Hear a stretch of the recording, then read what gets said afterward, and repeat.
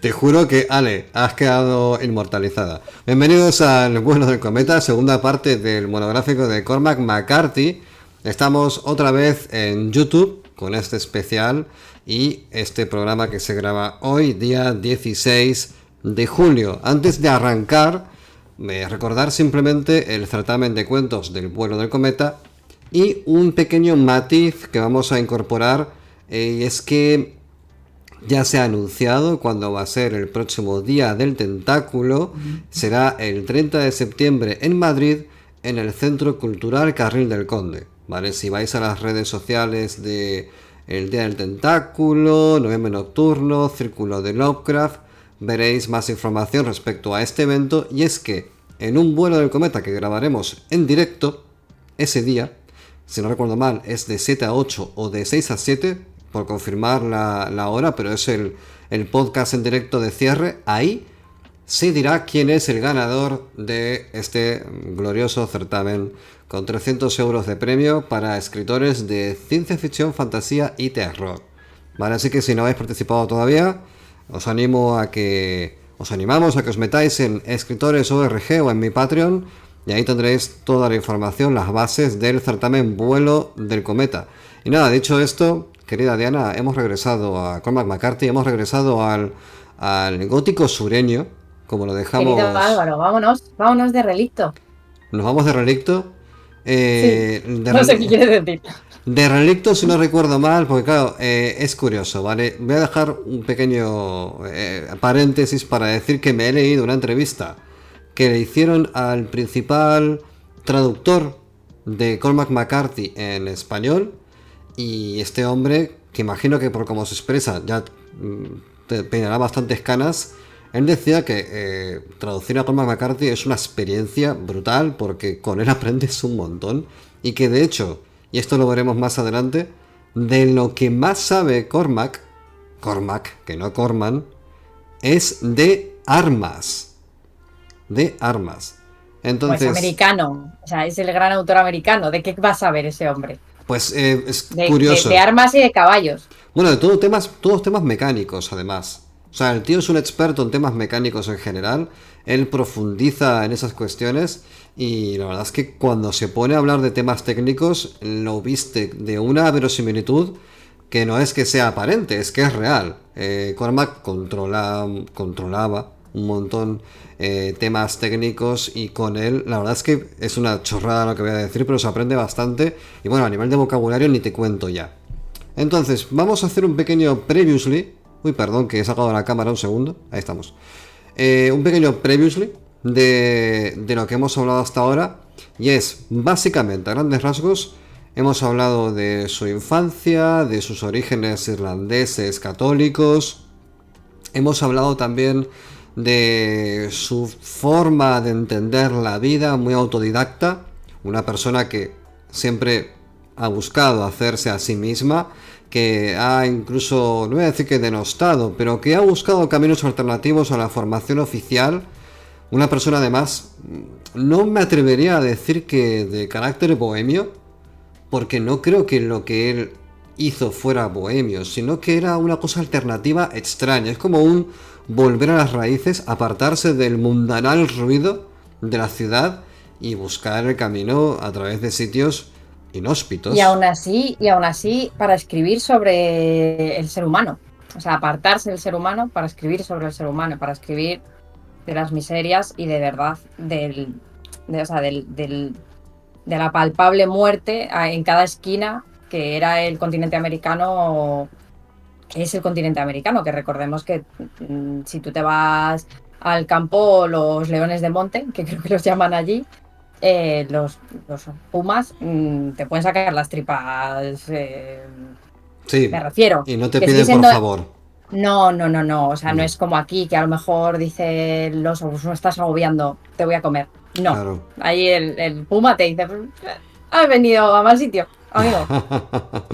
La cuestión es que, como ha dicho Diana, es verdad, el Cormac lo que hacía era refugiarse en lugares bastante profundos, lugares rurales donde no llegaba el agua corriente, donde posiblemente no hubiese electricidad, La putada de todo esto, por decirlo de alguna manera, es que no se iba solo. Entrampaba. Claro, si se va solo, pues a ver, haz tu vida, Cormac, Pues no sí, pasa nada. Pero claro, se llevaba a la mujer y al hijo. y a los críos, claro. Mal, Claro, mal Cormac. mal, ahí un poco regulinchis. Pero bueno, al final, este señor sí que es verdad que yo viví en el campo durante bastante tiempo, no, pero sí que me fui a un sitio en el que no había agua corriente y no había electricidad y en definitiva era un sitio bastante, vamos a decirlo, inhóspito.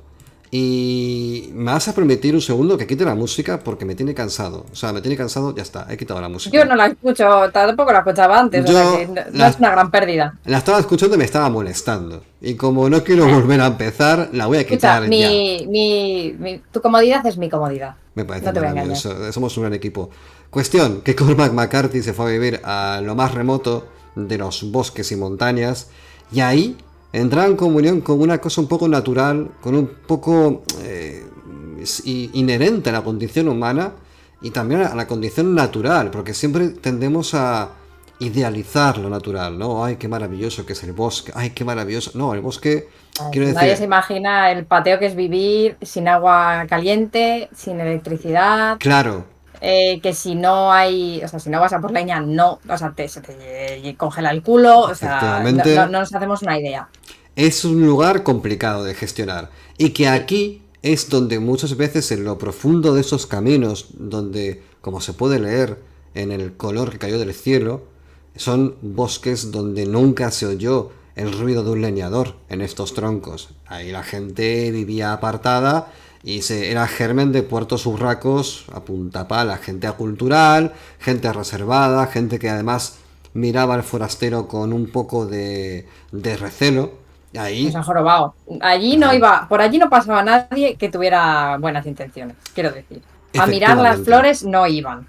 Claro que sí. Y entonces aquí, en este contexto, efectivamente, pues se formaba estas historias que Cormac forjaba, en la cual lo que él más ahonda es justamente lo más bajo de la condición humana. Entonces, vamos a regresar a la vida de este señor. Cormac McCarthy falleció el 13 de junio del 2023 y me he empeñado en llamarlo Corman en el programa anterior. Chupito. Chupito, porque se me cortocircuitó la neurona y era Corman por todas partes, pero A no, ver, es no vamos a Cormac. negarnos que en un nombre de 10 letras, que 5 sean Cs, pues corta un poco el rollo de la pronunciación, es que Hmm. y aparte, que no, o sea, no dejemos de llamar la atención sobre que es un nombre, pues, Bueno, es irlandés, es irlandés. O sea, es no vamos a decir irlandés. nada malo, evidentemente, pero es irlandés. Es Es que irlandés. no es una lengua romance, No, vaya. la verdad es que no. Entonces vamos a meternos ya en esta andadura de McCarthy.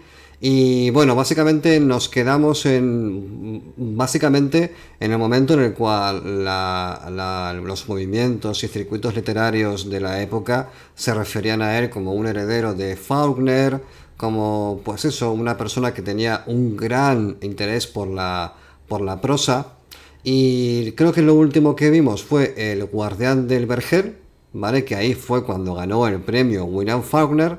Y digamos que comienza un poco la vida movediza de McCarthy, porque después de que su mujer se llevase a su hijo, a Cullen, y él pues se quedase un poco... Que todo hay que decirlo, en las biografías a las que hemos tenido acceso habla un poco por encima de esos aspectos, pero no me cabe ninguna duda por lo que posteriormente veríamos en la carretera. No creo que hubiese sido fácil para Cormac quedarse solo sin su mujer y su hijo. Lo que pasa es que, bueno, decisiones, ¿verdad? Al final cada uno toma su decisión. Él, Creo que este hombre lo que tuvo siempre muy claro fueron sus metas y bueno, pues nunca se hizo ninguna tortilla sin romper huevos. sí, tenía clarísimo hacia dónde iba. Pero bueno, la cuestión es que tan claro tenía esto que él no quería comprometerse con causas que no fueran la propia. Y esto lo hizo, pues por ejemplo, que mientras vivía en el barrio francés de Nueva Orleans, fuese expulsado de una habitación de 40 euros al mes porque no pagaba el alquiler. O sea, él digamos Ujú. que Tenía que ser maravillosa la habitación. Que, pues, imagínate, él malvivía, pillaba curros malísimos, porque al final lo que él quería era tener la libertad para poder desplazarse. Y como curiosidad, cuando viajaba por el país, siempre llevaba una bombilla de 100 vatios para poder leer por la noche, sin importar dónde estuviera. Si encontraba una clavija donde meter, donde enroscar la bombilla, ahí que iba él, la ponía y a leer. La vieja sabía, lo que no había era bombillas. Claro. Y bueno, sí que es verdad que lo que ha tenido Cormac McCarthy muchas veces son golpes de suerte.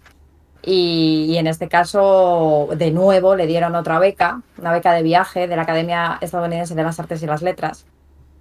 Y con ese dinero decidió embarcarse en el transatlántico Silvania para visitar Irlanda, que no dejemos de recordar que era la tierra de sus padres. O Ujú. sea, bastante menos inhóspita, porque en Irlanda no hay ni lobos, ¿sabes? Ya, en Irlanda se ve que no hay de nada, pero bueno, hay irlandeses, Oye, pero nada, patatas. ¿Qué más quieres patatas. de la vida? Es verdad, Joder, patatas, para hacer puré de patatas. Oye, ¿sabías que muy rico. se puede ir desde España a Irlanda en ferry? Sí, lo Trein- sabía, sí. 30 horas. 30 Sí, horas me lo he de... planteado muchas veces. Pero claro, las 30 horas a lo mejor, sabes que hacen que Tremendo pateo, tú. te lo desplantees enseguida, ¿verdad? Pues no te creas, estoy bastante loca. Oye, es Bueno, casi una vida en un ferry. O sea, que debe ser lo más soso que hay en el mundo un ferry. hombre, un Que no va ferry ni no es... rápido. Un ferry no va ni rápido, por no ir no va ni rápido. El ferry es el hábitat natural de los camioneros. Es decir, tú vas a un Uf, ferry y qué pateo, tú. esperas un barco con cosas... No, lo que hay son camioneros, camiones y camioneros. Ahí vas a ver camiones. Se debe comer bien en el ferry, entonces. La verdad es que no. Bueno, ¿y qué más, Bueno, querida Diana? nada, que en ese barco, en el Silvania, conoció a la bailarina inglesa Anne de Leslie. Y bueno, pues se deberían conocer intensamente y en 1966 se casaron en Inglaterra. Toma. Señora, ¿dónde se mete? ¿Le gustan las judías? En ese mismo año, McCarthy recibe otra beca, tú, ¿eh? En el mismo año, Sí, flipas. sí. Esta vez de la Fundación Rockefeller, que eso tenía que ser pastarraca. Mm. Y utilizó para viajar por el sur de Europa y llegar a Ibiza. ¡Ole! Tómalo. Donde escribió su segunda novela, Other Dark, en 1968, que estuvo... Ese sí que estuvo de relicto. Ujú. Después regresó a Estados Unidos con su esposa, donde la novela fue publicada y, bueno, a la gente le pareció que era una buena novela, aunque, pues, como siempre, las ventas no fueron gran cosa. Mm. Pero bueno, él venía aquí a hablar de su libro, no a comer.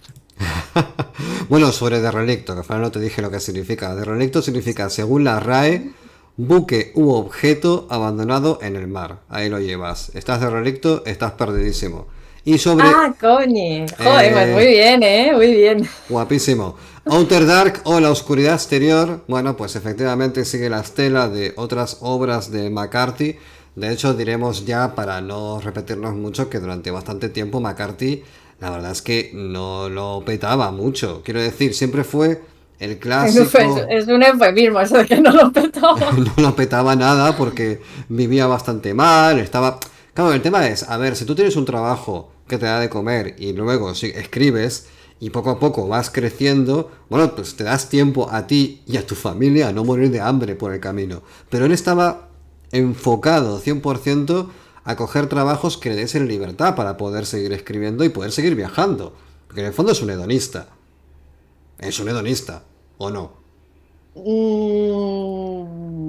Yo no, yo diría que no. ¿No? Yo diría que no. Yo sí que es verdad que creo que él, y fíjate que esto me contrasta mucho con que él haya vivido en un barrio acomodado y que haya tenido una infancia relativamente cómoda, teniendo en cuenta que estaba rodeado de miseria, de gente que vivía en chozas de una habitación, con toda su familia, ¿sabes? Porque no te voy a engañar, ¿eh?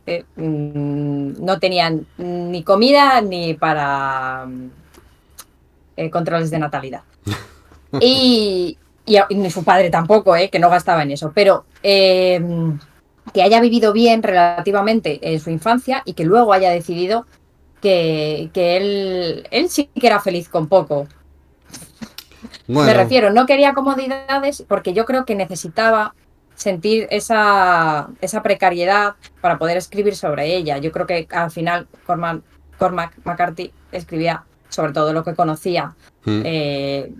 básicamente. Entonces, sus novelas están llenas de pateos inmensos, vete a pata a Nuevo México, peléate con la gente que es más fuerte que tú cuando eres muy pequeño metafóricamente hablando. Ujú. Y yo creo que él, ¿de qué estábamos hablando? De la oscuridad exterior y de que si este Ah, hombre era un hedonista o simplemente estaba que si puto era una loco. hedonista. No, no. Y fíjate, yo creo que no. Y yo creo que en esta novela habla la protagonista, es una mujer. Y yo Ujú. creo que necesitas sentirte muy, muy pequeño y muy desnudo para escribir lo que él escribió sobre esta buena señora. Yo creo que no era Bueno, una hedonista, yo creo que todo lo contrario. Es verdad que, bueno, en algún sentido, no sé, los psicólogos de nuestros oyentes psicólogos, por favor, que nos que nos psicoanalicen a echen una Cormac. mano, sí, por favor. A ver, has dicho una cosa muy precisa y es que efectivamente Cormac siempre fue un autor, al igual que George Orwell, muy vivencial. Siempre ha escrito de lo que él conocía y yo creo que él de alguna manera se condicionaba a sí mismo para poder tener esos contextos, porque en la oscuridad exterior, por ejemplo, tenemos una novela que vuelve a lo rural a principios del siglo XX, no hay datos precisos, digamos que tanto la fecha como el lugar en el que transcurre la historia son datos intencionadamente nebulosos en la trama.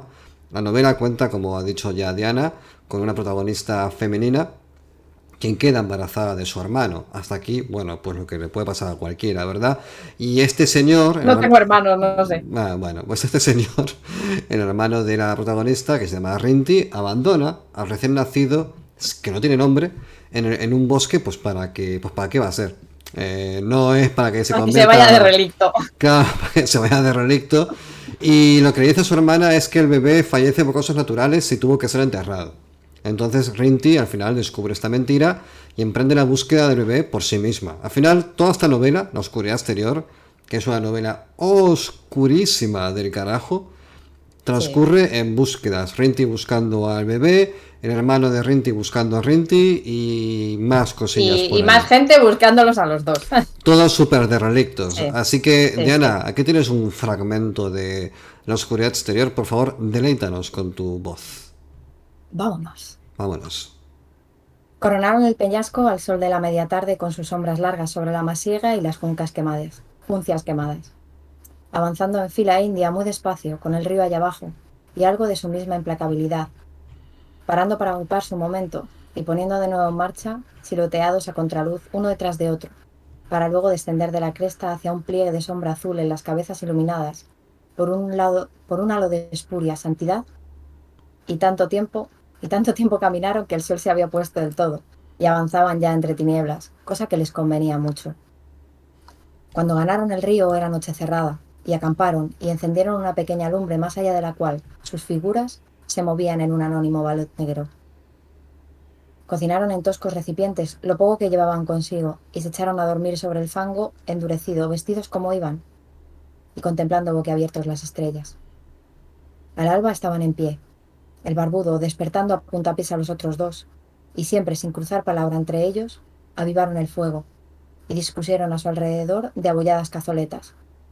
Sentados en cuclillas y comiendo en absoluto silencio con sus cuchillos de cinto, hasta que el barbudo se levantó y se plantó abierto de piernas ante la lumbre, y encerró a los otros dos en un penacho de pestilente humo blanco, a través del cual se batieron de súbito para resurgir sin previo aviso, y mudos, y quedar inmóviles tan repentinamente como antes, recogiendo sus raídos pertrechos y reanudando la marcha hacia el oeste siguiendo el río. Bueno, Ni una coma, ni una coma, ni ni una... una coma. No, no, las comas y McCarthy se llevan fatal. Bueno, aquí lo que Uy, tenemos es pues 100% rural. Una de las cosas que siempre se le ha achacado, no sé si positivo o negativamente, es que es un autor bastante western, pero no es real, porque verdaderamente él no escribe sobre los tropos de vaqueros típicos, simplemente que utiliza, digamos que emplea el contexto de este contexto de América profunda, de gótico sureño, para contar pues la historia de gente que va por ahí viviendo, malviviendo a las orillas del camino. Entonces, bueno, es verdad que los personajes de McCarthy, aunque son profundamente impactantes para mí. Son gente, a ver si me entendéis lo que quiero decir, son gente que está totalmente muerta por dentro. O sea, Es verdad. son gente cruda, que no tiene tiempo, no me malentendáis, ¿eh? Es que no tienen tiempo para tonterías, me No, refiero. no. Y si tienen tiempo para tonterías van a acabar muy mal. Generalmente sí. Es verdad, ¿eh? Eh, Pero totalmente de acuerdo contigo. De hecho, en- creo que es por dos motivos. Y acaba tú porque estabas desarrollando. no, no, no. No, ya está. Muertos por dentro. Vale, yo Muertos por dentro. dos cosas con esto. La primera es que efectivamente por el contexto en el cual él escribe tiene sentido. Al final la gente que está aquí en el campo no tiene tiempo para hostias. Es verdad. Viene el invierno, hay una sequía, hay que coger, hay que hacer la siega o lo que sea y no hay tiempo para hostias. ¿Es esto o nos morimos de hambre y de frío? No hay Entonces, tiempo para que el niño llore, no hay tiempo para una caricia, no hay tiempo. Entonces la gente al final se curte tanto por dentro como por fuera.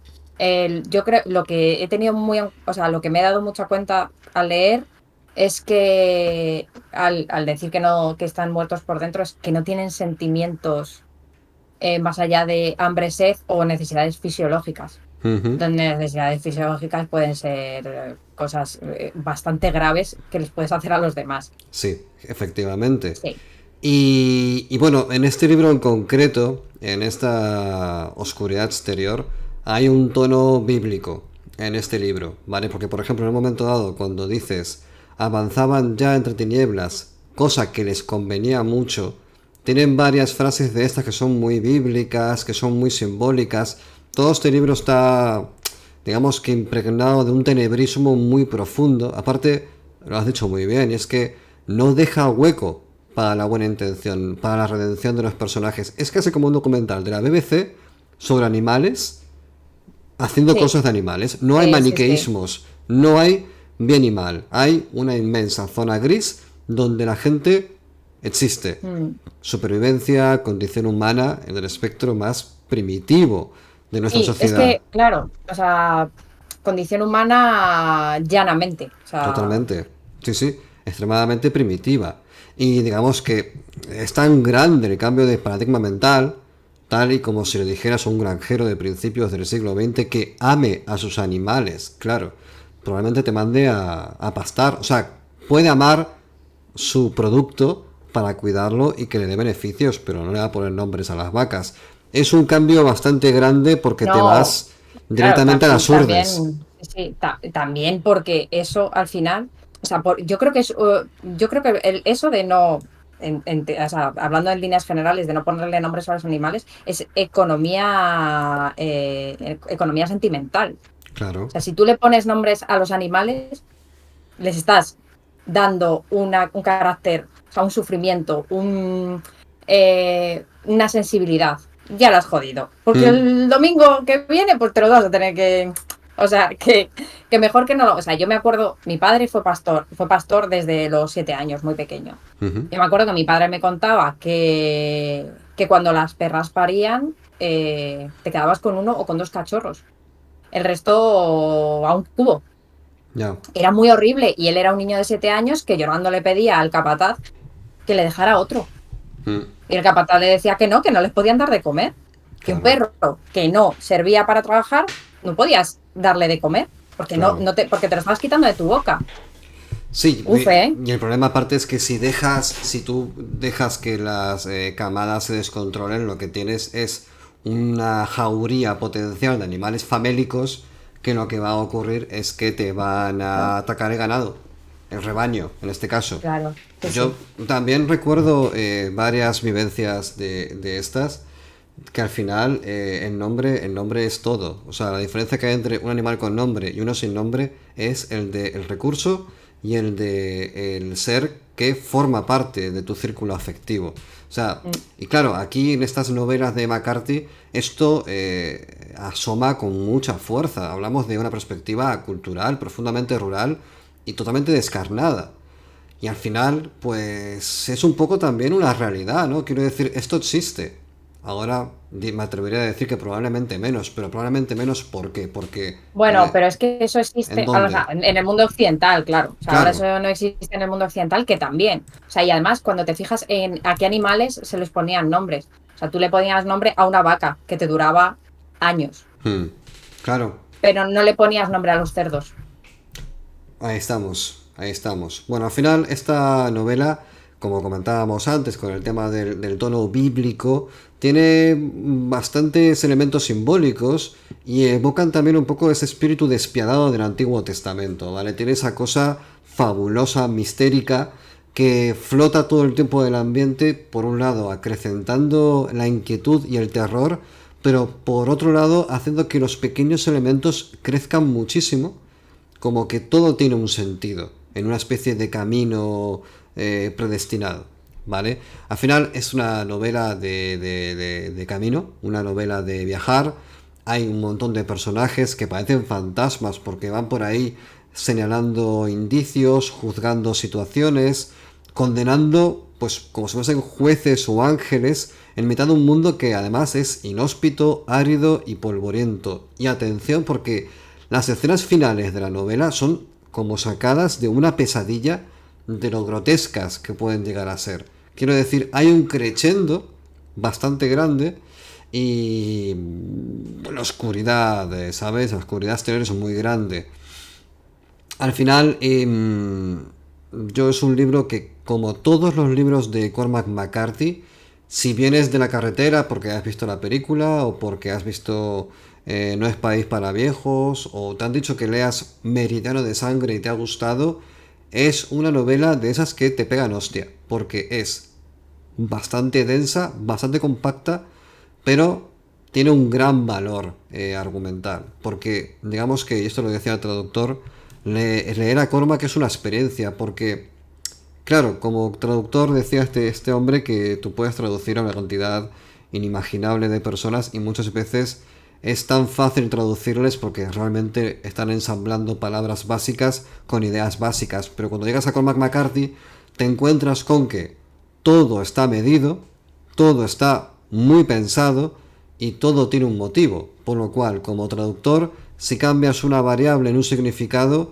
puedes desbaratar argumentalmente la obra. Ese es el nivel de complejidad de un libro de Cormac McCarthy y aquí se ve bastante. Yo creo que La Oscuridad Exterior es un libro que tienes que leer cuando ya sabes muy bien quién es Cormac McCarthy. O sea, es top tier de, bueno, me voy a poner la mochila, voy a subir ese monte que se llama Cormac y a ver qué me encuentro arriba. Tienes que hacerlo desde una perspectiva de estar psicológicamente muy chill Muy chill. con la vida. Muy chill. Sí. Bueno, Pues mira, en 1969, Cormac y Anne se mudan a Louisville, Tennessee, que debe ser un lugar maravilloso, y compran una granja de lácteos que McCarthy renovó, haciendo el mismo el trabajo de albañilería. No puedo dejar de enviar todo mi respeto a la gente que hace sus propias obras, porque es una cosa que... bien.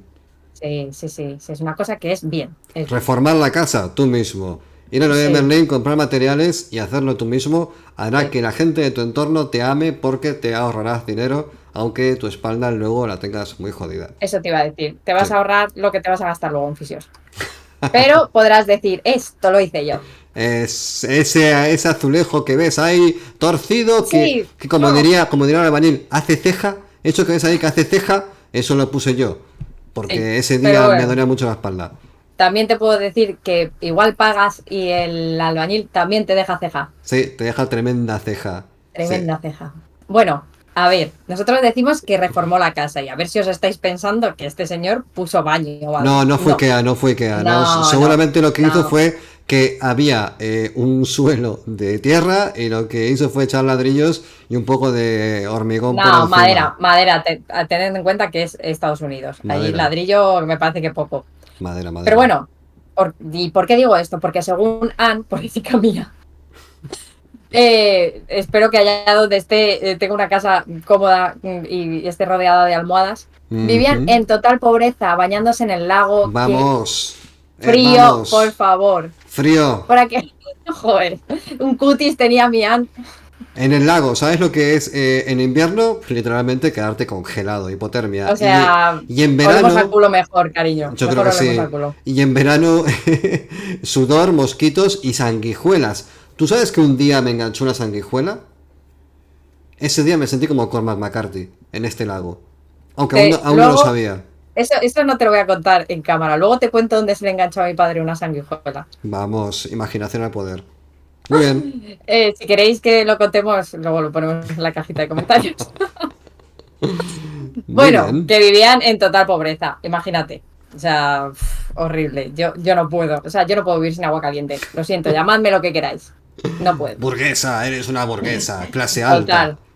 Muy Por bien. aquel entonces, alguien lo llamaría y le diría, hey, Cormac, que te doy $2.000 si vienes a la universidad a hablar de tus libros. Y él dijo, con sus dos bien plantados, dijo, nah, lo que yo cuento ya está en los libros, leéroslos. Y yo dije para mí, la cara de rana que se le tuvo que quedar a la pobre Anne. Bueno, porque ella dijo, estos son testimonios de ella, dijo, bueno, alguien le llamó, le dijo esto y él dijo que no. Así que comeríamos judías otra semana más. Perdona, judías no de puchero, ¿eh? No, no un compango asturiano con chorizo, no. De esas de bote con tomate, de las que comían Bud Spencer y Terence Hill en las Oh, pelis de vaqueros. O eso, sea, eso tiene que saber a... no están Están buenas, pero claro, buenas. no todos los días. Las baked beans. ¿No Baked las has beans. probado? Ay, Me estoy dejando ese tipo de cosas. El día del tentáculo, desayunamos baked beans. Hacemos una performance ahí encima del escenario, ahí con Baked Beans. Hacemos, bueno, No, hemos venido. hombre, joder, fuera. Venga, Vamos vale. a hacer un desayuno irlandés. Me parece fantástico. Total, que mientras vivían en el granero, escribió el siguiente libro, Hijo de Dios, en 1973, que al igual que La oscuridad exterior, estaba ambientado en los Apalaches del Sur. Terrible este libro también, sobre todo porque el protagonista, en fin. En 1976, McCarthy se separó de Anne, bueno, y se mudó al Paso, aunque yo diría que la que se hartó de judías fue ella. Bueno, yo creo que aquí cero sorpresas, damas y caballeros. Yo creo que bañarse en el lago como meta vital. Claro, que al final, en este momento de sus vidas, ella no sé qué edad tendría más o menos la misma edad, por un estilo, pero ya calzaban 30 años, 30 y pocos por ahí. Yo creo que cuando ya tienes 30 y pocos años, ya empiezas a decir, bueno, pues a lo mejor ya tenía que empezar a dejar de vivir en ruinas y en lugares que se caen a pedazos y plantearme la posibilidad de quedar un pisito en Madrid, aunque sea a las afueras. Bueno, en Madrid no, donde coño sea, en Knoxville, en Tennessee, en Louisville, me da igual, McCarthy, Vete, corre, vete de ahí no es, ahí no por es. ahí no es. Bueno, Hijo de Dios, tercera novela de Cormac, tampoco fue un éxito de ventas, a nadie le sorprende, pero recibió buena prensa. Esto deja claro, por otro lado, que el interés que Cormac tenía por ser un bestseller era entre 0 y -1. O sea, le daba igual.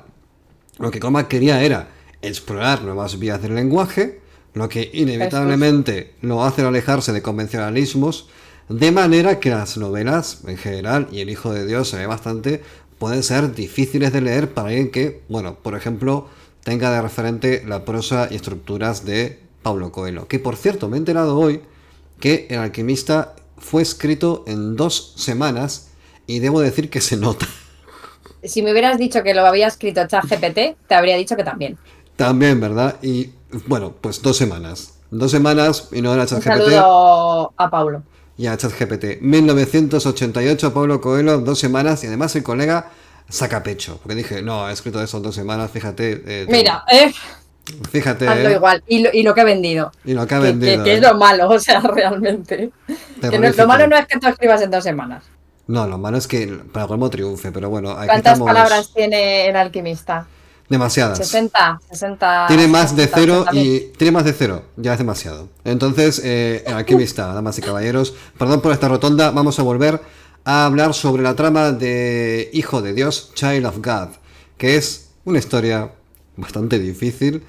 Y esto digamos que si fuese la biografía de Porto Urraco, perdón por decir Porto Urraco tantas veces, pero es que todo Cormac McCarthy Claro. es así. A ver, es verdad que Cormac McCarthy es, yo diría, si hay un Estados Unidos negro, una Norteamérica negra, eh, no podemos comparar nuestra España negra con su Estados Unidos negro, que no solo te mataba a la gente, que te mataban el resto de cosas también. Yo, fíjate, me lo llevaría más al tema white trash y al tema redneck. Porque todos sus personajes de ese rollo que tiene son todos white trash. Son todos Sí, aculturales, marginales, gente de caravanas, sí. viviendo en los polígonos, siendo poco menos que, Y, bueno, y cuidado, pensándose que son los elegidos. Que es... ese es el problema de la white trash, yo creo. O de los redneck, ¿no? Que Sí, a pesar de que están en la mierda, les han vendido que son americanos y ole, ellos, que son lo que más vale. ¡Ole mi niño! ¡Ole ese pantone de piel! ¡Ole! ¡Vamos! Ese supremacismo. Que se Ole, casarse note. con su prima, otra ¡Ole! vez. ¡Ole Cletus! Bien ahí. Pues en Hijos de Dios, Cormac sigue explorando el aislamiento rural, la culturalidad, que creo que chupito, ¿eh? No sé cuántas veces he dicho cultural, de la gente Yo marginal llevo ya una. y las intenciones más primarias. Ahí queda la cosa. Nada, es verdad que la historia nos pone en la piel de Lester Ballard, un sociópata peligroso que es desalojado de su casa después de que ésta se venda a una subasta pública. A ver, marginalidad. Yo creo que ya podemos pasar de la culturalidad a la marginalidad. Absoluta. Esto obliga a este buen hombre a ir ocupando viviendas hasta que encuentre una cabaña abandonada. Y desde ahí se pone a espiar a las parejas que van a, bueno, a un sitio tranquilo para jugar a Magic y hablar de cómo se ha cargado Workshop, el viejo mundo, sacando AOS que podíamos pegarles con un palo. Escucha, yo soy un profano y estoy seguro de que el 95% del público también. Así que explica la No, no referencia. creo, no Eh, creo, no creo. ¿Qué es AOS? AOS es Age of Sigmar. El viejo mundo de Warhammer Fantasy se va al carrer. ¿Sí? Y de repente se sacan de la manga que un dragón estelar despierta a Sigmar y Wow. Sigmar reúne los pedazos del viejo mundo y ven, Vaya ¿eh? crossover más guapo de Cormac McCarthy y Warhammer Fantasy en un segundo. Sí, Lo has conseguido. Lo has conseguido. Enhorabuena, Diana. aquí os tengo a todos. Totalmente, totalmente. Bueno, pues Bueno, vámonos del vámonos. boyerismo. Enseguida pasamos a momentos de cárcel porque es acusado de violación, nuestro buen Lester. Vaya por Dios, bueno, pues aquí Cormac hace un juego narrativo en el que intercala testimonios de vecinos del pueblo que hablan de cómo era Lester de pequeño y te van dando información para entender por qué ahora es así. El suicidio de su padre, una infancia bastante complicada, por decirlo de alguna manera, esas cositas. Y para retratar mejor su aculturalidad, me cago en la puta, acultural. ¡Chupito! Chupito. Cormac Chupito. nos pinta un Lester que pues te lo pinta cazando ardillas en un bosque junto a la carretera. Hostia, qué Eh, maña, ¿eh? sí, sí, encuentra, bueno, yo creo que una de las partes álgidas de esta obra es cuando encuentra a una pareja muerta en su coche y ante la falta de testigos, con total impunidad, no solamente roba la pasta que llevan, sino que además, y aquí es cuando viene un poco la parte más heavy de la obra, viola el cadáver de la mujer y decide conservar su cuerpo en su casa. Aquí es cuando Why se... not? Why not? Why not both, ¿verdad? ¿Por qué no robarles además, llevarme este Sí. cadáver y ponerlo de mueble en casa? Iba a decir durante un segundo hasta llegar a este punto que, claro, que me he acordado que es una novela sobre la necrofilia, porque hemos hablado de white trash, hemos hablado sobre gótico sureño y todo esto, y me he acordado de una serie de animación llamado Clarence, que es, hay un personaje que se llama Sumo en Clarence. Sumo es un niño calvo, rapado, que habla como si fuese un carretero, tiene esa voz aguardentosa, y si veis Clarence y veis a Sumo, es un pequeño Cormac McCarthy en potencia, ¿vale? O un Sumo, pequeño Cormac McCarthy y un pequeño Lester.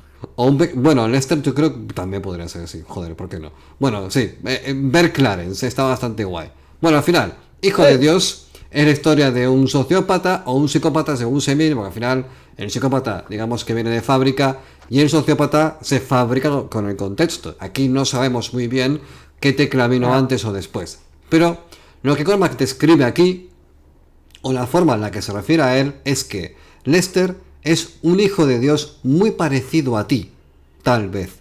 O no, a lo mejor tan parecido no es. Maybe, maybe. No, Eh, bueno, yo creo que aquí lo que quiere decir McCarthy es ¿qué harías tú en su lugar? ahí estamos. Ah, Y es que es muy complicado socialmente salir de ciertos, yo creo que esto lo hemos hablado en otros vuelos, de lo difícil que es salir de tu estamento social cuando no tienes ningún tipo de ayuda por parte de las autoridades, como creo que pasaba en esta época en Estados Unidos y, Hmm. ¿por qué no decirlo un poquito ahora también? Bueno, sí que es que verdaderamente el sueño americano y todo este rollo capitalista de hasta ti mismo y todo eso empezó más tarde. O sea, a principios del siglo XX era todo bastante estamental, aunque no estuviese en los estamentos como en la Edad Media, pero sí que era muy de clases. Eras un granjero, eras en este caso, un necrófilo, o sea, es que lo tiene todo por el Lester. Claro, tienes muchos problemas. En el caso de Lester, su mayor problema es que él, digamos, que acaba acudiendo a la necrofilia como respuesta a sus impulsos porque no es capaz de relacionarse de forma romántica o sexual con las mujeres. Entonces, al final, decide que la única manera de satisfacer sus deseos primarios es con cuerpos, con cadáveres. Bueno, aquí lo que vamos a leer ahora, a través de la maravillosa voz de Diana, es un fragmento de uno de esos interludios que se van intercalando en la obra, donde desde el punto de vista de gente del pasado nos cuentan cómo era Lester antaño. Recuerdo lo que hizo una vez. Nos criamos juntos cuando teníamos 10 años. Yo iba delante de él en la escuela. Un día perdió una pelota blanda de béisbol carretera abajo y se coló en unos terrenos, entre unos rosales silvestres y tal. Y le dijo a un chico, un tal Fini, que fuera a buscar la pelota. El tal Fini era un poco más joven que él. Le mandó, ve a por la pelota. Fini no quería ir. Lester se acercó hasta él y le repitió, será mejor que vayas a por la pelota. Fini le contestó que no iba a ir a la pelota y Ballard le volvió a repetir una vez más, como no vayas a por la pelota, te voy a partir la cara. Finn estaba muy asustado, pero le plantó cara y le respondió que que él no la había tirado cuesta abajo. Pues bien, estábamos allí de pie como estás tú ahora, por ejemplo. Ballard podría haber pasado de aquello, ya que el chico no iba a ir a por la pelota. Se quedó allí de pie durante un minuto o más o menos, y después le soltó un puñetazo en toda la cara. Finny cayó al suelo y no paraba de sangrar por la nariz. Alguien le dio un pañuelo y él mismo se lo puso en la nariz. Tenía la cara totalmente hinchada y llena de sangre. Finny se quedó mirando a Ballard y después se fue andando carretera arriba. Me sentí, no sé, nos sentimos muy mal. Desde entonces Lester Ballard no me cae bien. Tampoco me caía bien antes de aquello, aunque a mí no me había hecho nada. Pues ahí tenéis una pequeña postal, una pequeña impronta de este personaje. Y bueno, básicamente ya os hemos dado las claves principales de la obra. Es una figura, es un marginal, pierde su casa, acaba encontrando un accidente de tráfico por el cual se realiza un saqueo de dinero, de mujer, de violación. Bueno, es una movida enorme de novela, es tremendamente oscura. Yo creo que siempre Cormac McCarthy hay que leerlo con una presencia de ánimo bastante grande. Quizás La carretera sea de las novelas más tristes que he leído en mi vida. Entonces, hostia. Pero creo que y aquí me estoy adelantando porque no aún falta mucho para La carretera, pero es que en los libros de Cormac McCarthy creo que la mayor sensación que hay es que no hay esperanza, no hay redención, no hay un arco en el cual te gratifique como lector en decir, pues mira, se ha esforzado y después de todo este esfuerzo ha salido bien. No, porque O ha verdaderamente recibido su castigo. o ha recibido su castigo, efectivamente, pero es que la vida Yo no creo, funciona así. yo creo que lo más importante a la hora de leer a McCarthy, seguramente para mí, sea no juzgar. No juzgar. No estás juzgando ni a los personajes, muchísimo menos al autor, pero no estás juzgando, sobre todo, juzgando a los personajes.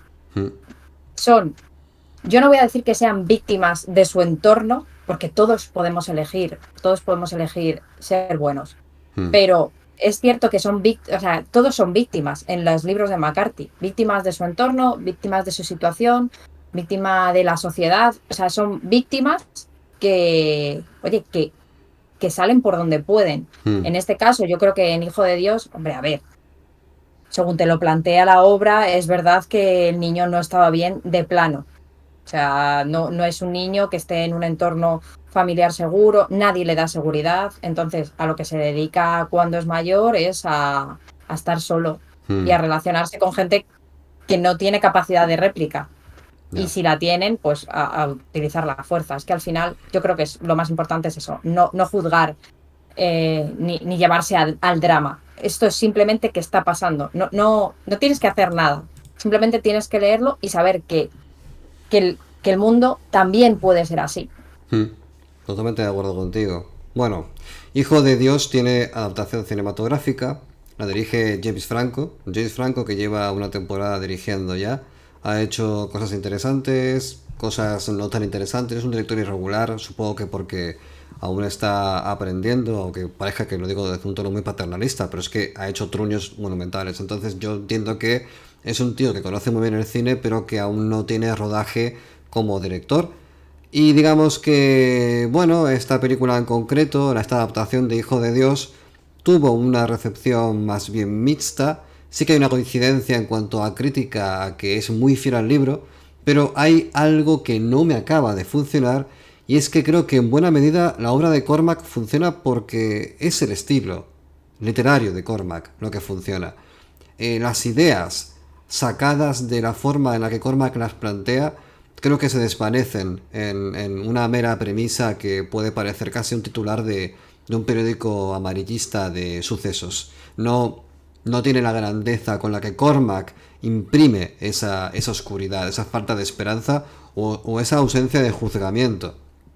Vamos a decir que simplemente la forma indiferente con la que muchas veces expresa situaciones horribles hace que todo adquiera un tono bastante más grave. ¿Sabes? Sí, Esa forma, esa indiferencia del bosque que de día parece maravilloso, pero que de noche en invierno te mata, es un poco algo muy natural, que aparte ya lo hablamos esto al principio del programa. Bueno, se pierde Cormac, se queda solamente la idea. Y en la película de Franco, quizás porque falta presupuesto o porque se va muy a lo obvio, la fuerza de la obra original se disipa. También puede ser por impericia de Franco, quién sabe. Al final, Hijo de Dios es una película que estéticamente está controlada. En ese aspecto, Franco, a nivel de fotografía y música, en general, aspectos visuales llamativos, está bien. Pero falta algo y quizás abusa un poco del recurso de la cámara en mano en algunos momentos. pues fíjate, también leí por ahí que en 2007 un profesor de Texas puso este libro encima de la mesa de sus alumnos Ujú. eh, y, y bueno, pues por lo visto una madre se enteró y le denunció y el profesor perdió su trabajo porque Eh, por lo visto en Texas tienen PIN parental ujú. y proporcionar material perjudicar a un menor es un delito menor de clase A, que no te sé qué quiere decir. Grave. Menor pero grave. Es, Poco pero mucho. sí, es como que, a ver, no te metemos en la cárcel, pero te vas a llevar un buen Bueno, golpe de no, remo. sí. Puede castigarse con hasta un año de cárcel en el Hostia, condado. Tú, una cárcel de Texas. madre mía. O una multa de hasta $4.000, que también es una riñona. Esto es un tema, ¿eh? Es un tema porque además viene un poco a colación del tema de los trigger warnings en los libros. Un trigger warning, para que no lo sepa, es que, claro, hasta el día de la fecha, yo no sé muy bien por qué mecanismos los videojuegos tienen un PEGI, un PEGI o un sistema de Sí. clasificación por edades. El cine también. La música diría que solamente tiene una clasificación de lenguaje obsceno y creo que Mm. no hay una obligatoriedad real, o sí, no lo sé. Porque sí que es verdad que hay discos de rap que tiene esto de Sí, explicit. explicit no sé cuánto warning. O sea, sí, Sí, sí. pero en los libros, por algún motivo que no alcanzo a comprender y que yo me he acostumbrado también a verlo de esta manera, no existe una clasificación por edades, o al menos no existe una que te diga más allá de Esto no, infantil, igual. juvenil o adulto. Claro, yo creo que es pues, que es mucho pateo leerse todos los libros. Yo La imagino que gente que pone este será... tipo de pins dice, bueno, Ya, igual, esto podemos dejárselo a los padres. claro. Yo creo que o sea, dejando cierta libertad a los hijos, que yo soy muy pro niños libres, yo creo que siempre tienes que sentarte a leer con tus hijos, siempre tienes que sentarte a ver la tele con tus hijos y siempre tienes que sentarte a ver lo que ven en la tablet. Es No se indispensable. puede dejar a los niños solos. Yo creo que es lo más importante, Yo, mira, que estés ahí con ellos. Tienes toda la razón. Al final es un acompañamiento, al final la educación es acompañar. Pero claro, muchas veces tendemos a... es como que el libro es un objeto tan inaccesible por su naturaleza de compromiso intelectual que consideramos que los más pequeños o chavales de 15 años no pasa nada Es verdad. que lean la novela Vacas. Vacas, no reconozco, no recuerdo, perdón, el autor, pero Vacas es de las novelas más grotescas que he leído en mi vida. Y si la pillas y la lees, a ver, no digo que vaya a generar ningún tipo de trauma, o sí. Yo recuerdo haber visto Troll 2 con 6 años, así me quedé. Pero si De me... Ronald Sakenik. Troll 2, pues no sé de qué me No, hablas. vacas, vacas. Ah, Vacas ¿Ves, sí. no? Sí, que es más sobre un chaval en un matadero, que algún día haremos un programa de ese libro porque es tan desagradable y es tan único a su manera. Es una especie de... Iba a decir que es Splatterpunk, pero creo que no es Splatterpunk, no sé qué es. Es una especie... Tampoco es bizarro. Es una literatura que se acerca un poco al Tripas de Palahniuk, pero durante toda la novela es eso. Toda la novela es repugnante y lo que busca lo consigue. Y no está mal escrita. Debo reconocer que la acabé dejando porque no me enamoró del todo. Pero bueno, sigue siendo Bueno, yo creo que única. tú has dicho muchas veces que, y es una cosa que yo antes de escuchártelo a ti, pensaba que era sacrilegio lo de dejar los libros, aunque yo he dejado muchos libros. Pero sí que es verdad que llega un momento en que has leído suficiente como para que el mensaje te cale y el espíritu del autor, de lo que quería transmitirte, sea suficiente y puedas decir, pues aquí lo vamos a dejar. Yo es que he abandonado un montón de libros, lo digo con toda sinceridad. Más que nada, de hecho, he leído libros como el Ulises de Joyce, que los he leído a cachos sueltos, casi como el que coge el libro, lo abre al azar, cae una página y es la que te lees y no lees más. Porque es que llega un momento en el cual a ver, yo debo reconocer que como mi perfil es más de escritor que de lector, yo leo buscando aprendizaje. Entonces, cuando no encuentro aprendizaje y solo encuentro literatura recreativa, que me parece genial, mi interés decrece. Pero es mi perfil como lector, no es lo normal ni mucho menos. Mira, el caso de Anne Perry, tengo un libro aquí en la mano, que es Anne Perry y es el caso de Farrier's Lane. No me lo he leído. Pero me atrevería a decir que como mínimo habrá alguna escena de truculenta, sexo, desnudos, algo. Hombre, teniendo en cuenta que la letra de la portada es exactamente igual que Anne Rice, la de Anne Rice, pues cualquier parecido con la realidad es pura ficción. Aquí lo que aparece es la biografía de Anne Perry, que nació en Inglaterra en 1938. Un par de logos, no, se acredita a los autores, a los traductores, perdón, y finalmente una cita que es a mi madre. Y ya está, y empiezas a leer. Y si aquí hay una violación masiva, o un bucaque, o yo qué sé, cualquier barbaridad, Perdóname, Álvaro, dime. perdóname. Vamos a subir esto a YouTube, ¿verdad? Sí, sí, pero a ver, Pues habrá que poner pitos. he dicho una palabra en un contexto divulgativo, No por se favor. puede. No se puede. Bueno, No se puede. Bueno, y estamos hartándonos, o sea que hoy tranquilamente. no pasa nada. Vale, perdón, Pero perdón, perdón. un strike YouTube, un strike para No he nosotros. dicho esa palabra que empieza por B y acaba en UK, que puede ser ukelele, ¿vale? Simplemente Bukelele. bukelele, ¿vale? Simplemente estoy poniendo como ejemplo que un chaval de 13 años podría llegar a un libro de esas características con Sí, mucha sí. facilidad ¿A qué edad te leíste tu entrevista con el vampiro?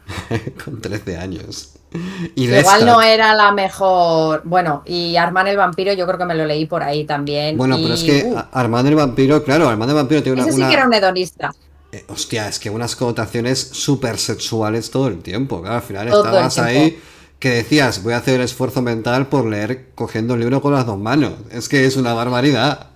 Es que los libros de Anne Rice es lo que tiene, es lo que tiene. Sí, sí, sí. Eh, Entonces, bueno, no nos culpéis si ahora somos como somos. como somos, efectivamente.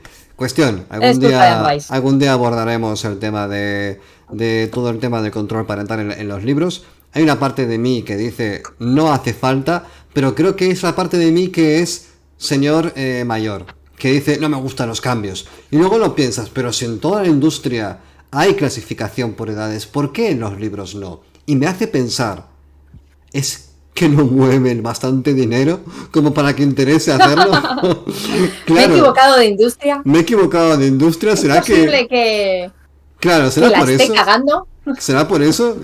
Yo me inclino a pensar que es más eso que lo otro. Pero bueno, Sí, yo también, yo también. Ah, pero avancemos. sí, vámonos. Vale, año 1974. Tenemos a Richard Pierce, que es un señor, un director, es un señor, director Qué de cine, majete. con una trayectoria más bien irregular, luego veremos por qué. Pero bueno, Richard Pierce en este 1974, con un McCarthy que ya ha publicado 3 novelas, le dice al señor McCarthy, oye, ¿y si me escribes un guión en el guión de un episodio de la serie Visions, que es una serie dramática de televisión? Bueno, McCarthy esta vez dice que sí. Richard Pierce, como ya dijimos, es un director de cine, aún está vivo el señor, y vamos a observar que en Film Affinity su última película tiene un 2,9. Debo decir que Todo bien en como casa, señor Debo Pierce. decir que como lee... A ver, es que esto es muy cruel porque al final esto es la dictadura de los números. Un 2,9, ¿qué significa? Pues puede significar muchas cosas. Puede Hombre, significar... pues un suspenso para empezar. No, pero hay que entender que los votos en Film Affinity, al igual que en Goodreads, no vale con un solo voto. Tiene que haber una cantidad, una masa crítica de votos para que Álvaro, la media sea buena. Álvaro, Dígame usted. un 2,9.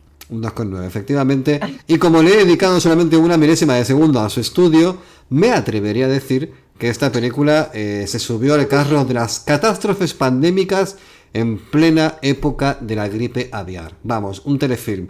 ¿Os acordáis de aquellas películas H1N1, gripe aviar, en los videoclubs? Cuando no existían. Gripe Gripe aviar. aviar, que claro, es que teniendo en cuenta que se contagia por comer pollos, pues oye, yo mucho drama no le veo. No le veo a nivel, o sea, a nivel hospitalario sí, ¿eh? Porque tela cuando te pasa una cosa de estas y tienes que vaciar las plantas porque tienes llena de gente a punto de cacarear. Wow. Pero, claro, yo cuando me dices gripe aviar, me imagino a la gente que debe estar empezando a salir plumas debajo de los sobacos. Y ojo que trabajo en un hospital. Bien. Ahí estamos. Pero escucha, es mi película. Es la película de Diana. Sí, pues mira, sobre la serie Visions, que también le he dedicado yo entre esos segundos que tú Pocos, escasos. y menos, fue una serie de antología semanal de la televisión estadounidense de 90 minutos que se emitió entre 1976 y 1978. No habíamos ni nacido, o sea, el mundo No. antes de nosotros no existía. Y Éramos menos que fetos, éramos menos que el nada, hierro que viste las estrellas, no éramos estábamos ni menos, pensados. no estábamos ni cavilaos, ni No, barruntaos. De hecho, probablemente, quizás levantaos. nuestros padres en ese momento sí que tuviesen capacidad reproductiva, pero no está clara, No estaba clara ni que estuvieran nuestros padres. efectivamente. Vamos a seguir, Sigamos. porque hoy tenemos un día bueno, ¿eh? Nos hemos comido al payaso de It. Sí, sí, sí, sí. Bueno, pues se centró en las obras de escritores, en su mayoría nuevos y algunos prominentes, como McCarthy, por supuesto. Wow. Y cada episodio fue escrito por un escritor diferente, una antología, a fin y al cabo, y protagonizado por un elenco suficiente, porque, en fin, patata. Patata. Un Black Mirror de la época, vamos a decirlo así. Sí, Más o sí, menos. sí, de la época. Vamos a dejarlo en de la De época, la época. porque la época seguramente interesaban otras cosas que no nos interesan a nosotros, porque no Eh, habíamos nacido. Efectivamente, a partir de principios de 1975 y armado solo con unas pocas fotografías, en las notas a pie de página de una biografía de 1928 del famoso industrialista preguerra civil William Gregg, que este señor se utiliza como inspiración porque es una historia de ficción, no es una biografía ni muchísimo menos, pero se inspira en esta figura para empezar a elaborar la historia. McCarthy y Pierce, que Pierce a todo esto era su trabajo debut como director, pasaron un año viajando por el sur para investigar el tema de la industrialización en ese lugar. Perdóname, pero a mí me parece una excusa malísima para estar de relicto. De relicto por el sur, ¿verdad? Totalmente. ¡Ey, que nos vamos a inspirarnos! Ya, Así se llama ahora, ¿sabes? ¿no? Voy a por inspiración, ahora vengo. Cariño, no me esperes para cenar, que es que me tengo que inspirar, es que me voy a ir a la esquina. A la esquina o más Espérame. lejos también. Es que la inspiración está muy lejos. A lo mejor lo digo hasta dentro de Sí, 3 días. Es un viaje inspiracional. Bueno, claro, es el me voy a por el tabaco de los escritores. efectivamente, McCarthy completó el guión en 1976. Su primer guión, damas y caballeros. Y el episodio fue titulado The Gardener's Son, el hijo del jardinero.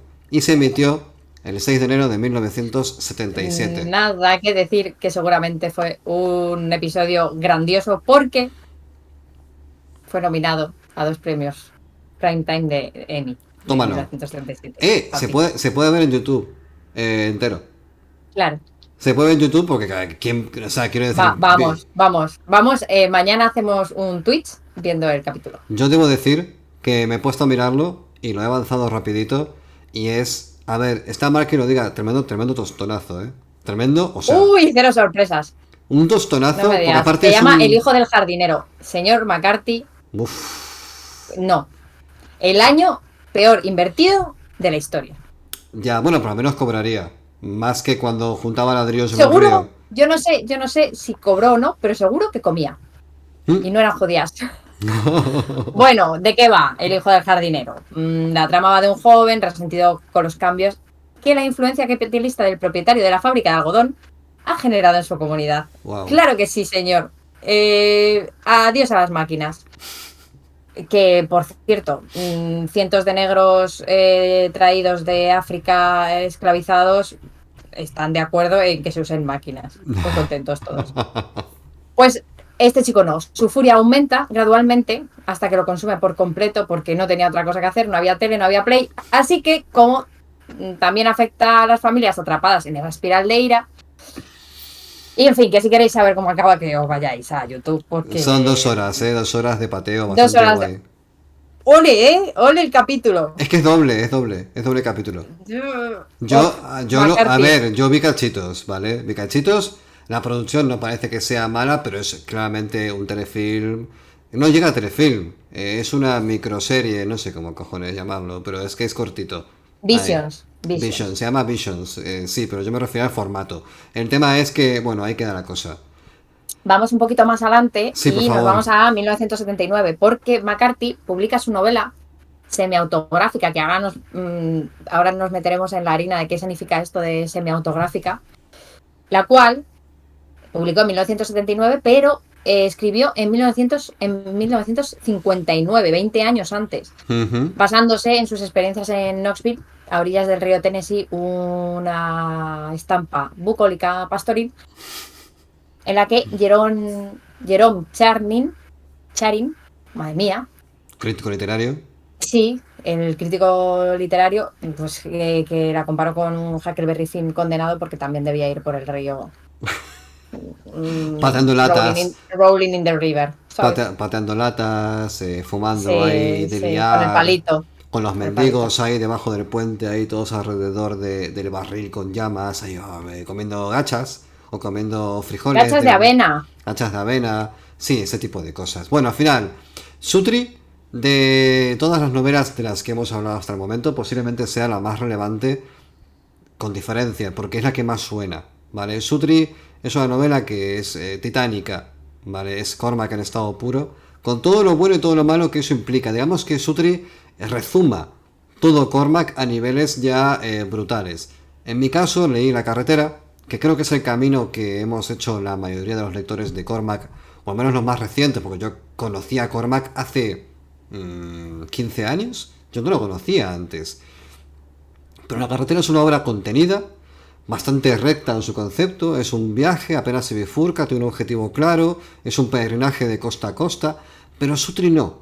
Es una obra gigantesca, es densa, no queda muy claro la mayor parte del tiempo de por qué está pasando nada, de qué te quiere contar Cormac. Quiero decir, es un viaje, la prosa es increíble, como todo lo que escribe este señor por otro lado, pero la trama es muy dispersa. Y intentaré explicarme un poco, ¿vale? La obra se pone en la piel de un tío que decide dejarlo todo para convertirse en un pescador y vive en una casa flotante en medio del río, ¿vale? Nada que comentar sobre eso. O sea, Nada que por comentar. eso lo de semi-autobiográfico, claro, que al final es alguien que lo podría haber tenido, no sé si todo, pero bastante más que lo que tenía ahora, y decide irse a vivir un poco la vida alternativa del mendigo. No me preguntes por qué. En el caso de Sutri, gana dinero pescando bagres, y efectivamente deja una vida de lujos, rechazando la influencia de sus padres y abandonando a su Les hace una esposa. peineta a todos. A Ahora que me voy todos. a... ¿Qué serán los bagres? ¿Qué sean Necesito los ver un bagres? bagre, por Dios. Espero que sea una cosa preciosa y que dentro, yo qué sé, que sea el salmón de la sabiduría. Qué cosa más fea, ¿qué es esto? Pero escúchame, que el bagre, yo creo que el bagre no se puede ni comer. O sea, yo no sé qué sabrá un bagre, pero es un pescado de río de lo más vulgar. No sé. Es como comerse. O por la cara que tiene el bagre, sin querer hacerle Body body shaming, shaming. Mm. pobrecito mío, porque es de otra especie y yo, claro, pues no puedo valorar Oye, que a lo lo mejor atractivo. ese bagre que has puesto es el Brad Pitt de los bagres. ¿Te imaginas? Es el Fumanchu, porque menudo bigote. Tremendo bigotazo tiene el colega. Sí. Bueno, Sutri. Bueno, al final es un personaje que vive en el submundo social, donde la pobreza, lo bohemio, lo marginado se dan lugar en callejones y cantinas. Tiene mucho componente negro también la novela, mucho personaje negro, mucho rollo racializado, de donde converge todo. Y la novela, sin ir más lejos, comienza con Sutri observando a la policía mientras sacan a una víctima suicida del río en el que vive, en su casa flotante. Digamos que la novela es bastante densa y extensa como para que sea difícil retener todos los detalles. Por ejemplo, tuve que releer partes para recordar a un personaje con cierto retraso mental que viola sandías. Fuerza, las fuerza. No digas. Las fuerza. Fuerza, Pero fuerza, escucha, fuerza sería sandías. forzarlas porque las sandías no tienen sistema nervioso central. Sería forzar, Da igual. son pasivas. Prefiero que les vale verga. El señor este en concreto, digamos que Sutri lo conoce en un campamento de trabajo, que es como para gente que, digamos que no son lo bastante jodidos como para estar presos, pero así es como se... Tampoco lo suficientemente limpios como para estar sueltos. Claro, y el colega este se ve que va por las noches al campo de sandías y percute a las pobres sandías, las destroza, vamos a ver, es que no se me ocurren más eufemismos, Diana, por favor. También tenemos Lo siento. la relación tóxica que tiene Sutri con una prostituta con la que tiene un noviazgo medio raro. Bueno, al final es un viaje a las profundidades, ¿vale? Adolescentes de familias indigentes que mueren por deslizamientos de tierras, que sepultan asentamientos para gente menesterosa, alucinaciones, intoxicaciones, alcohol, drogas. No hay un eje central claro, sino es un constante movimiento de ideas. Y eso puede ser genial si se conecta con la obra, que al fin y al cabo lo que te muestra es un descenso, pero no infernal. Simplemente es como una sucesión de postales de otro mundo. Si se busca algo disperso, genial, pero si no es así, puede ser una novela fácil de abandonar. O sea, es fácil de abandonar. Aún así, sigue siendo una obra monumental, porque si eres un lector que pone en consideración el cómo por encima del qué, aquí McCarthy siempre te hará gozar sin lugar a dudas. Y hay una cosa que yo desde aquí voy a lanzar un manifiesto, un comunicado a todos los críticos literarios y de cine. La comedia tiene como fin, como mínimo, hacer gracia. Voy a mirar la cámara. La comedia tiene como fin hacer gracia. Cuando hablamos de obras donde muere gente y no hay ninguna intención cómica, tenéis que dejar de decir que la obra es cómica, solo porque es rara. ¿Vale? Lo que es raro no es cómico. Lo cómico es, no sé, Chapel en Netflix. Cómico es Era la vida moderna. Cómico es Berto Romero y Buenafuente. ¿Vale? Eso es cómico. Pero ahí no se muere nadie, ¿no? Claro. Ah, Sutri no es cómico. Sutri no es una novela cómica. Tenéis que dejar de decir que las cosas son cómicas cuando solamente son bizarras o son muy raras. Tenéis que parar. Porque para. decir que esto es comedia es no tener ni idea de lo que es la comedia. Cómico no es un payaso cortándose las venas en un retrete. ¿Vale? Eso no es cómico, eso es súper triste.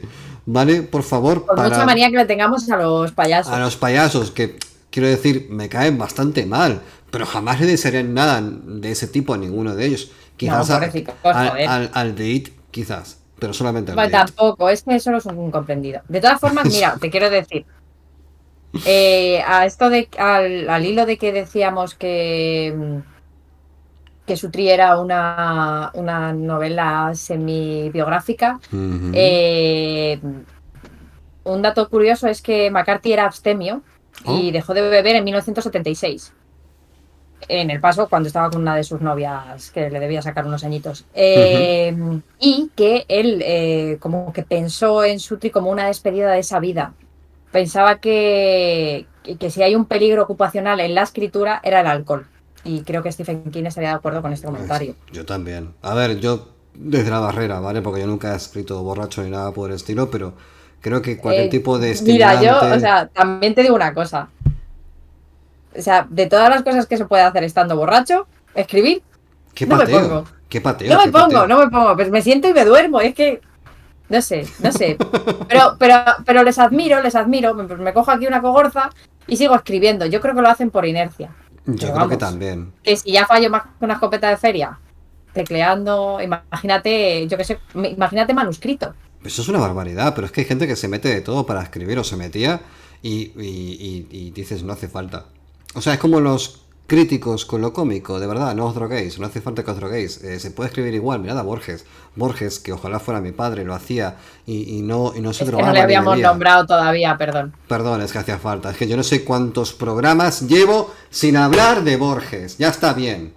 He puesto algo por ahí abajo, no te preocupes. ¿En serio? He tenido en cuenta tus sentimientos De todos modos, está... paterno-filiales con Borges y he Ah, puesto una correlación, porque, ¿en ¿sabes? serio? Sí, Vale, pues ojalá lleguemos. De todos modos, no creo. no creo que lleguemos a esta segunda parte, porque vamos a pasar a lo que os hablábamos antes del traductor, que es una entrevista a Luis Murillo Fort, que es el traductor de Cormac McCarthy, bueno, no de toda la obra, pero sí de la mayor parte de ella. Y básicamente Luis Murillo contesta de la siguiente manera a una pregunta que viene muy al hilo del tema de Sutri. El que lo entrevista pregunta, ¿cuáles fueron algunos de los recursos específicos que usaste para traducir Sutri? Especialmente el lenguaje que no es de nuestra época o el que trata algo semitécnico como por ejemplo la pesca. Y entonces Luis Murillo contesta, Yo soy Luis Morillo. es usted. Hola. Algunas cosas las voy solucionando sobre la marcha porque qué remedio me queda. Ya sabemos que McCarthy es un hombre muy meticuloso en toda clase de asuntos técnicos, por ejemplo, cuando habla de armas. Parece un gran especialista en cualquier cosa que sea de tipo mecánico. Se nota que le gusta ir al detalle y a mí me parece bien. Cada cual elige el tipo de detalles en los que más le interesa entretenerse. Creo que fue Nabokov, ¿Mm?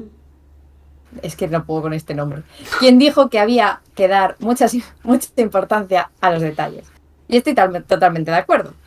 Entonces, las dudas concretas que van surgiendo, por ejemplo, sobre la pesca a medida que escribo, suelo marcarlas para más adelante, porque sé que no son muy importantes o que no afectan muy directamente a lo que está pasando. Son cosas técnicas que puedo resolver después. Muchas veces voy sobre un párrafo en el que hay dificultades de este tipo y puedo dejar una palabra o una frase tal cual está en inglés, marcada en negrita. Y sigo adelante como si no pasara nada, paso de su cara. Después, sí reviso, pongamos por caso, 4 capítulos. Cuando llego a esas dudas, investigo a ver cómo huevos se pueden resolver, ya sea a través de diccionarios especializados, preguntando a gente, llamando a mi madre para llorar, consultando en internet o yendo a una biblioteca. Tremendo pateo McCarthy. En las novelas de McCarthy me encontraba a menudo con dificultades respecto a armas de fuego y conseguí contactar con una persona que dirige una revista dedicada a estas cosas en el norte de España. ¿Dónde iba a ser? Le hice una consulta una vez y fue muy amable, de modo que estoy en contacto con él y le utilizo cuando me viene bien. Y me toca traducir una macartada Me carta... que sé que voy a recurrir a él para que me aclare algo. Por ejemplo, en No es país para viejos, al principio, cuando el personaje que se llama Moss está intentando cazar un antílope, hay frases muy precisas sobre el ángulo del tiro, el tipo de mira telescópica que utiliza, el tipo de rifle, etcétera.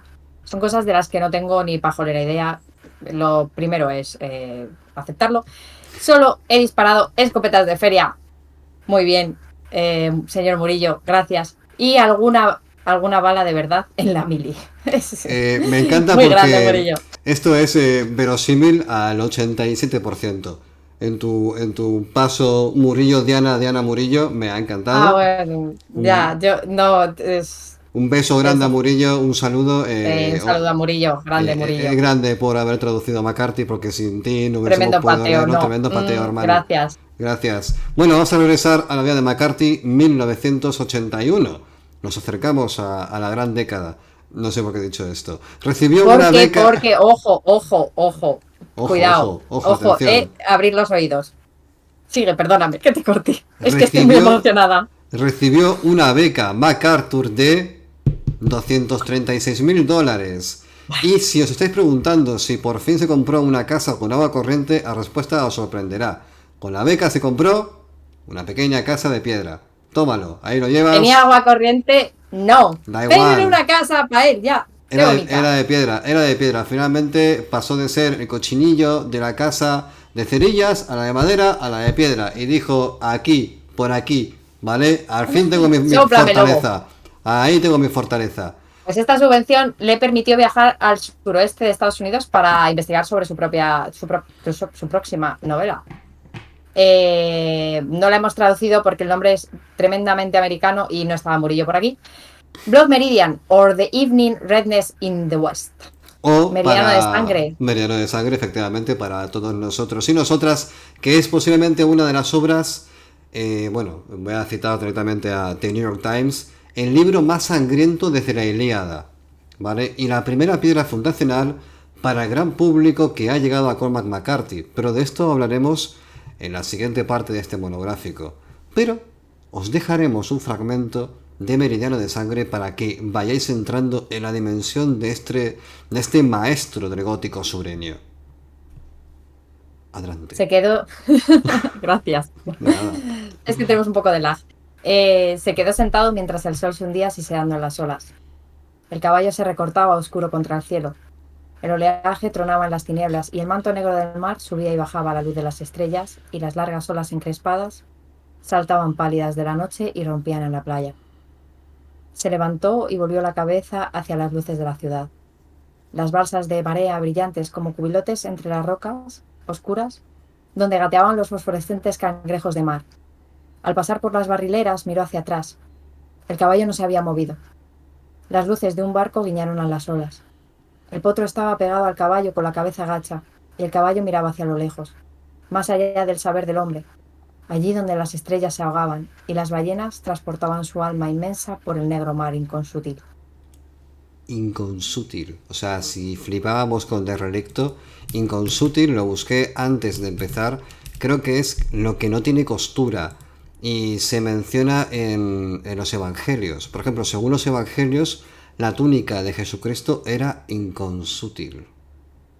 Ahí lo Ya, la ropa del llevas. Decathlon para hacer deporte también. Es inconsútil. Sí. Vale. No sé, perdón. Pero me acabas de bajar a la tierra. De pronto he pasado de la catedral más tocha del universo al Decatrón del descampado que está acá al Ya, lado. ya, Te agradezco ya. o sea, fue un golpe de humildad. Gracias por devolverme a la tierra, Diana. Te quiero. Yo siempre, yo te adoro, ¿qué te voy a contar? A tope. Está muy bien, está muy bien. Estamos bien. Bueno, esto ha sido fragmentito de Meridiano de Sangre. Nos quedamos aquí. Hemos hablado ya de Sutri, que es una de sus obras fundamentales. Meridiano de Sangre, vamos a entrar en el siguiente. Y no estamos muy lejos de la carretera, ¿eh? Estamos cerquita de la Estamos carretera. bordeando la carretera todo el tiempo, Estamos porque si bordeándola. no hay carretera no es McCarthy. No es McCarthy, efectivamente. En Así tremendo que, viaje. tremendo viaje, ya te digo yo. Así que muchísimas gracias por escucharnos, por vernos a los que estáis en YouTube, de darle al like, compartir, de hacer comentarios, mandarnos alcohol, da igual, lo que queráis me parecerá bien. Diana, un placer. ¿Cómo te sientes? ¿Te ha gustado? Yo estoy encantada, Venga, encantada de conocer a McCarthy. O yo sea, también. una gran persona, aunque cada vez que leo algo de él me quiero morir porque me atraganto sin comas, sin nada, no puedo parar. Es todo de carrerilla. de Grande, carrerilla. McCarthy. Grande, un Que la aplauso. tierra le sea leve. Un aplauso y un bocadillo al salir para McCarthy. Y con esto acabamos el vuelo del cometa, segunda parte del monográfico de Cormac McCarthy. Y nos vemos el siguiente domingo. Adiós. Adiós.